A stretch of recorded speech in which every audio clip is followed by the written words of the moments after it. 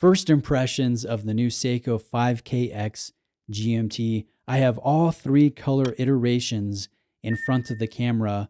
I purchased these from Japan. I wanted to be among the first to get my grubby mitts on this long-awaited new model from Seiko. So I'm going to share my first impressions in this video, compare it to a 5KX, and hopefully answer some questions for those of you that are considering purchasing one of these new watches. So we have the SSK001, that's the black version. We have the 003, which is the blue version. And then we have the 005, which is the sunray orange variation. That's the one that I purchased for my own rotation. I think the sunray orange dial, the black GMT hand, the black and dark gray bezel insert that you can see under a Hardlex crystal covering, the gold accenting, I think this one is the most eye-catching, the most vibrant of the three, but at the same time, it is also the least versatile color option. And when we compare it to the other two, that becomes apparent. The 001 is a flat black dial execution with a red GMT hand. I like the fact that this GMT hand is nice and large. There's a good amount of lume in that triangle. So I don't know, I just think that this looks sharp aesthetically. But we also have a black and gray bezel insert here, and the gray is a lot lighter than the dark gray found in the 005 in my orange variation. And then comparing that to the blue, the 003 has an inky sunray navy dial, the same red GMT hand, and a black and blue bezel insert. Now this one looks very dynamic in specific lighting scenarios. You see the color play of the navy dial, and you really see the blue of the bezel insert light up and get a lot brighter and more, just catches attention a little bit more. But that's only in specific lighting scenarios. Most of the time, I've found that this is nearly indistinguishable from the black variation, from the 001. So just keep that in mind. If you're looking for a daily driver that's versatile, goes with almost any outfit, I would recommend going with the 001 or the 003. But if you want something that's a little bit less versatile, but definitely more vibrant and attention-seeking, a little bit more playful and fun, I recommend the one that I went for, the 005. Now let's compare this to the 5KX. They are identical, save for a couple small differences. They are both 42.5 millimeters in diameter. They both have 45.8 millimeters lug-to-lug distance. And then the 5KX will be slightly thinner at 13.3 millimeters in height.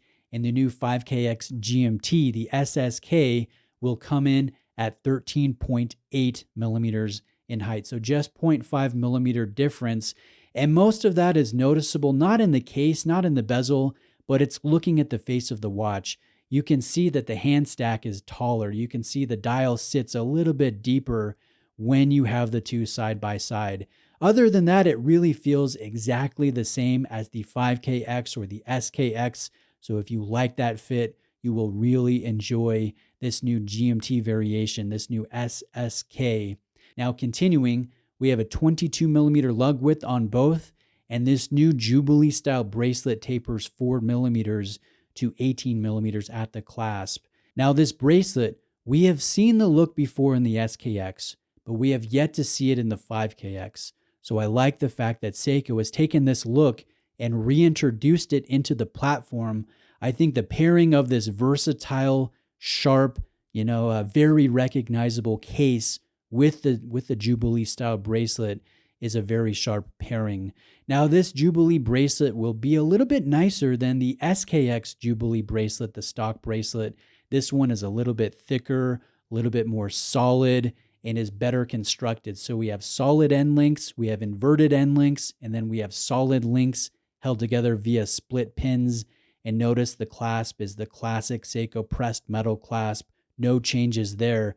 So it has some flex. It has a little bit of a rattle, not much of a rattle, but it feels solid. It has a good taper. It has great light play.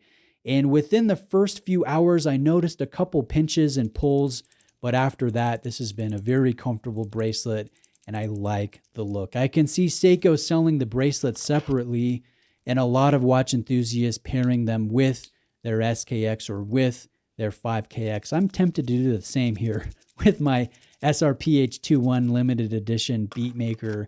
I've got to say the Jubilee is more enjoyable and better constructed than the Oyster style that comes stock on the beatmaker. Now let's take a look at the crystal. This is a Hardlex crystal that is not sapphire, but we do have a Cyclops magnifier over the date at the 3 o'clock position. And this is something I enjoy. I like not seeing a day-date combination, which I'm used to seeing with an SKX and with a 5KX. This one is a little bit more clean, a little bit more balanced, and I don't know, I just like the looks aesthetically. There is a little bit of a bevel around the circumference of the crystal, and I like the fact that your bicolor bezel insert is seen under a Hardlex crystal, so we get a little bit of light play and sheen and shine in specific angles, and I think that adds to the overall look and feel of the watch. Now the bezel will be a bidirectional sliding bezel. This has no click spring, so this is just a very smooth operation, right or left, and you can line this up perfectly. There's a decent amount of torque needed to make the change, so this is not going to come out of alignment. Say you set this to keep track of a third time zone, I wouldn't worry about this getting knocked and bumped out of position. Now let's talk negative elements here briefly.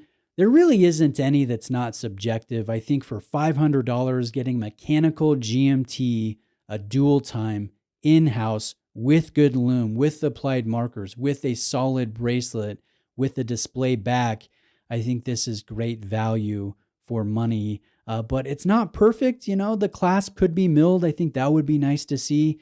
If we take a look at the exhibition crystal, you'll notice kind of a basic finish, nothing really to get excited about. If you go in on a macro level, you can see the imperfections of the automated produced movement. And I don't know, when you're used to looking at something that's art level or very well executed, very beautiful, this becomes rather boring. But again, what else am I going to expect at sub $500? There is no respected dual-time mechanical caliber found in the $500 price segment currently. So this movement, it's a game changer. This is new. This is cool. This should appear in future watches from Seiko. And I wonder, will we see a GMT Turtle or a GMT Samurai or a GMT Monster or a different sport model from Seiko? Could this appear in the Presage line or all of the above? I do think it is likely that Seiko sells this movement to third parties, to the micro brand scene under the NH designation. I think that would make sense.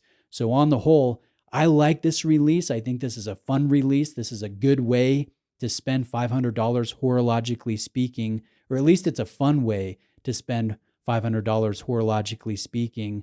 And I like the fact that we will likely see more mechanical GMT calibers from Seiko and from other micro brands in the coming years. That option, that availability, that potential is just enticing to me. I think it's a good thing for the market. So guys, let me know what you think of the new Seiko 5KX GMT, the SSK 001, 003, and 005. Which one is your pick? Let me know. If you have any specific questions, I would be more than happy to try to answer those. And shout out to my friend Andres and Keith for buying the blue and black variations. I'll be sending your watches out tomorrow. So thank you very much for letting me film these. Again, guys, have a great day. I'll see you in the next video.